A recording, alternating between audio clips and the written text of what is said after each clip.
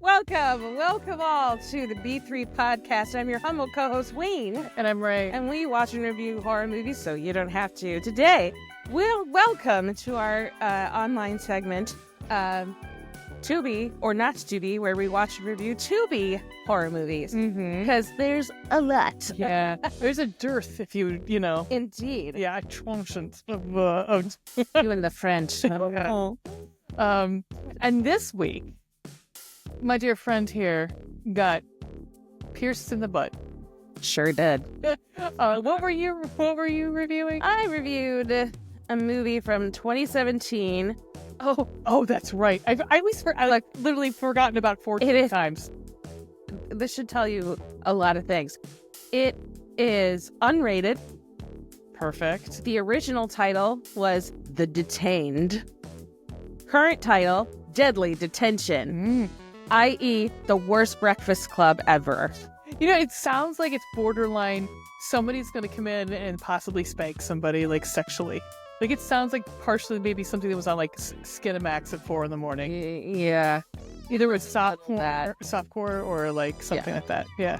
And the funny thing was, okay, this is like an hour and a half. It's unrated, which why? There's one recognizable person in this movie that I recognized, Gillian Vigman.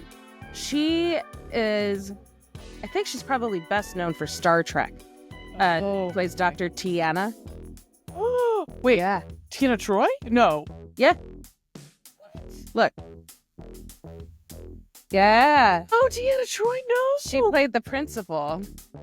The, like, stuffy up type principal.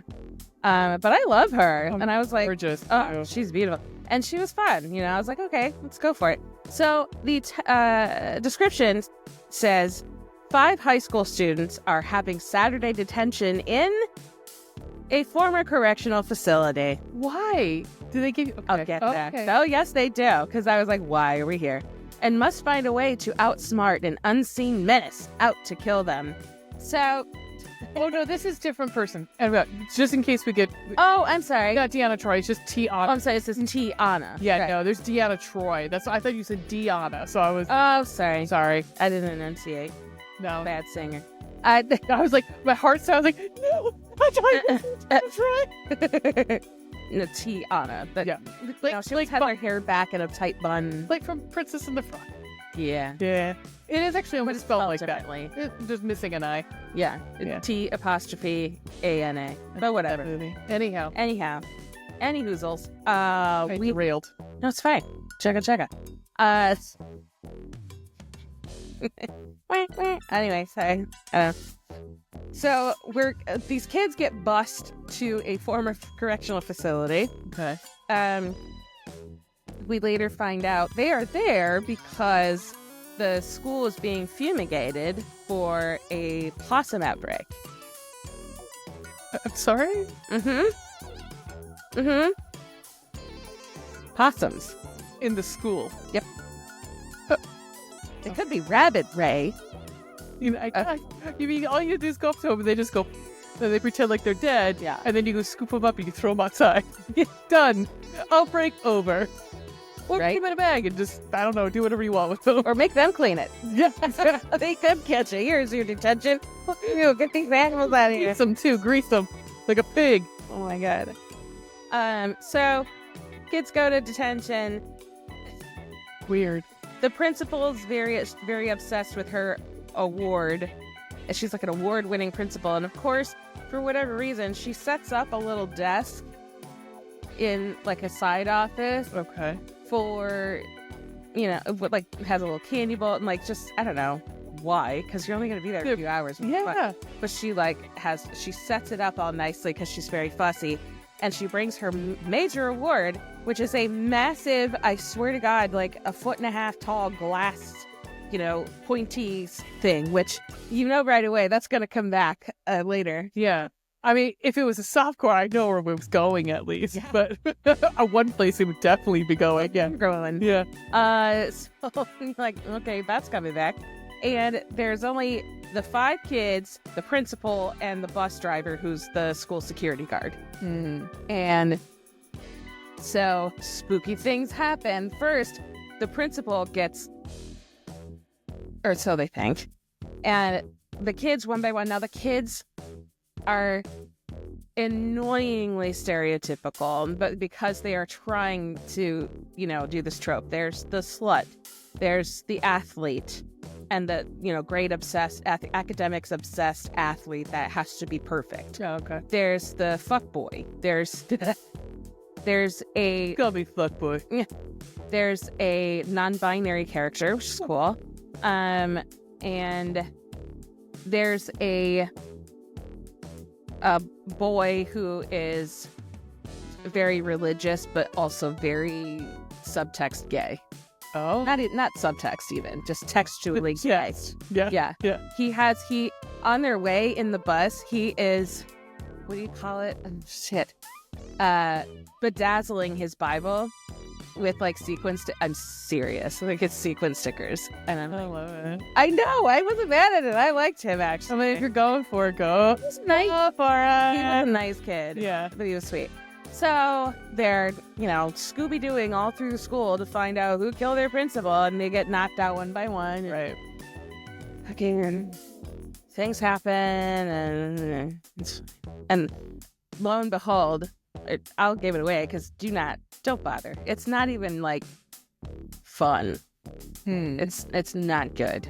It's not even fun. I was annoyed by the over stereotype, particularly from the slut.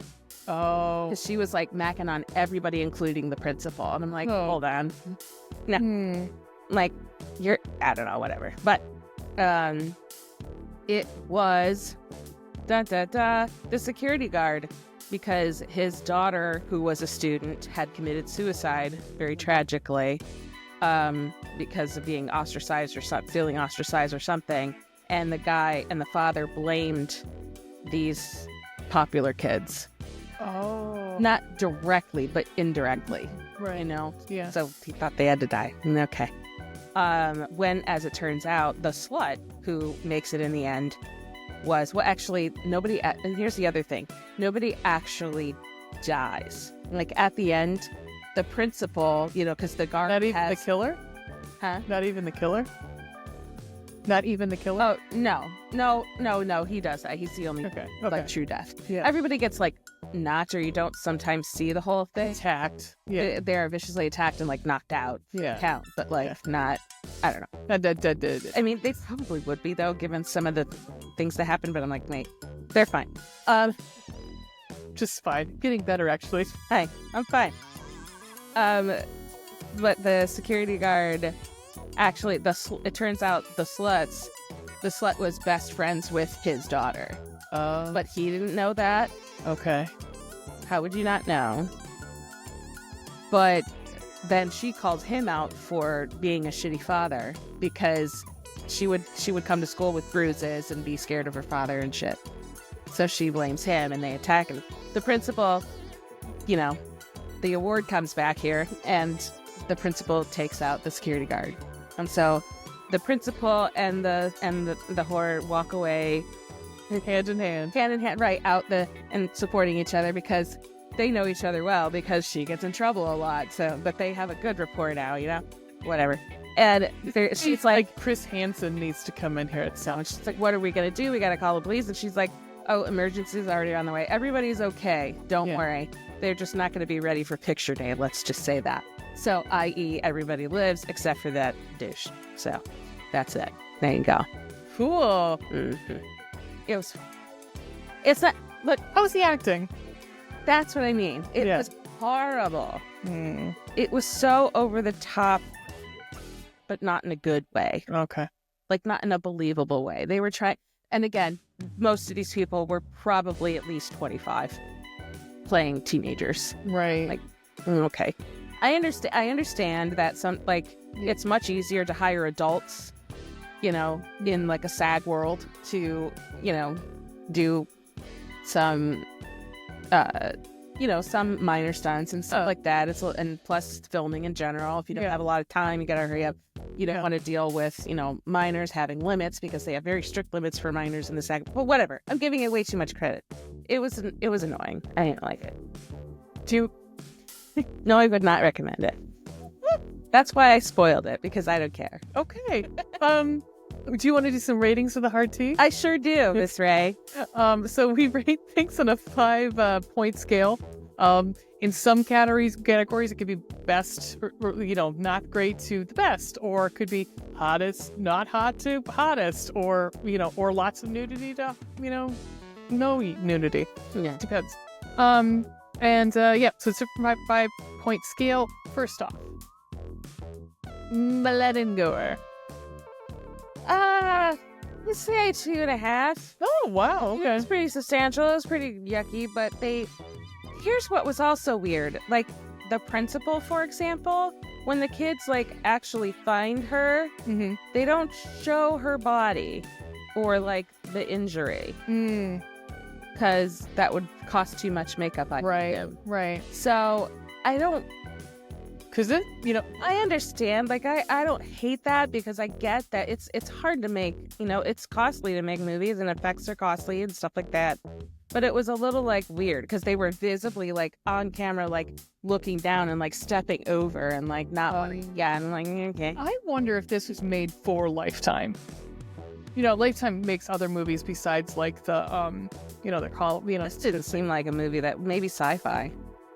No, because that's not a horror channel. No, but, the bullying, that sort of thing, it seems like it would be, that's something women deal with. Something else I caught that was fucking weird was I always subtitles because I'm half deaf, and I noticed that in the subtitles I would see the swear word. Oh. But the audio, they would say a substitute swear. Oh, I wonder then if it was stuff versus shit and stuff like that. I wonder if it was. So I wonder if maybe it was. I don't know. I think one of the distributors that heavily works with Hallmark, Ion, all those channels is Mar Vista. So I wonder if it's on Mar Vista. Oh, maybe. I don't know. I'm looking at the stuff, but the IMDb, but I really can't tell. Yeah. Yeah, it was fine. There was enough. There was some blood. Okay. Not a lot shown. Maybe scary. Let's say 2. Spooky, scary. 1. Okay. It basically, so there was what the kids started hearing a voiceover on the, on the announcer thing on the PA system.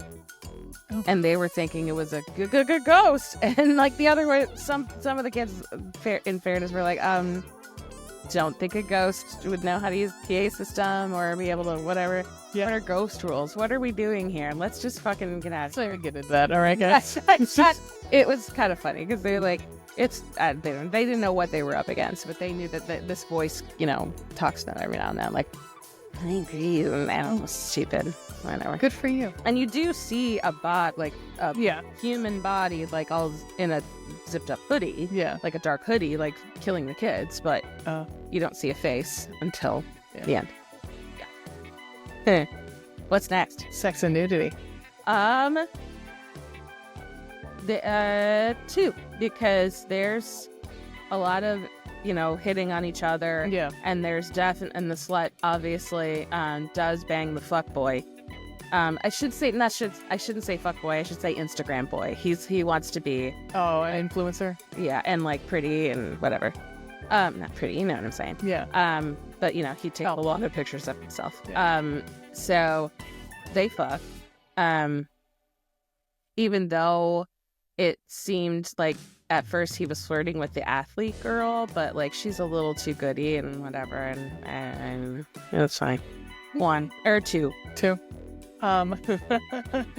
Because naturally, what's the best aphrodisiac than when you're being stalked by a unknown killer is that you're obviously DTF. Yeah, exactly. That's what gets every boyfriend I made them chase me around the house with a knife first, and I was like, I do this thing. Hey, I can't get going. Yeah. Shit. I get revved up down south, and then she starts stabbing me in the face. With that dick. Kidding. With that dick. Okay. Fun and entertainment. No. 1. No. 1. No. I really do try, honestly, maybe it doesn't seem like it, but I really do try to be a little bit more objective and a little more forgiving for low budgets. And, you know, because this is part of why we started this segment, is because a lot of the, not all, but a lot of the movies on Tubi, some are Tubi originals. Yeah. Some are like Blood Clots from a few weeks ago. I fucking love that. That was like relatively low budget. And like they're trying to put art out there. Like, cool, good for you. Give it to the little guy. Like, try to be a little more forgiving. But the acting was so bad. Well, and I think there's just something to be said for the one I did last week, where it was in 5 digits. Right. 5-digit budget. I mean, and they did a lot. And the actors are great. Yeah. So, yeah. That's fine. Sweet. All right, so let's see what you're doing next time. Okay. Please give me something. Tell me something good. Let's see here. Sorry, that's your segment, NCLB. Dead Space. Oh, perfect. Let's see if it's on here. What can go wrong? Well, there's all kinds of ones. I guess I would assume it's that, because those other ones have, like, you know, it's probably like this one, and this is the second one, and that's the third one, probably, I would assume. Dead Space. Yeah, from 1991. Oh, good. It's got Bryan Cranston in it. What? Damn, girl. All right. Intergalactic horror with desperate hope for a cure awaits the crew of a Saturn space station. Episode. The deadly virus begins to attack them one by one. Yeah, Bryan Cranston. Yeah. All right. I'll go for it. The director, Fred Gallo. Yeah. Gallo. Yeah, Fred. Yeah, Fred Gallo. And that. All right, right on. Sounds good. Let's see if he's anything else. Dead Space and Termination Man. I don't know. That's awfully tempting. Well, this is 1991, so it's before Malcolm in the Middle. Yeah, right. So, it's young. It's gonna be young. Very sexy. It's gonna be Seinfeld. What does he play the character on Seinfeld? I don't know. Tim from something.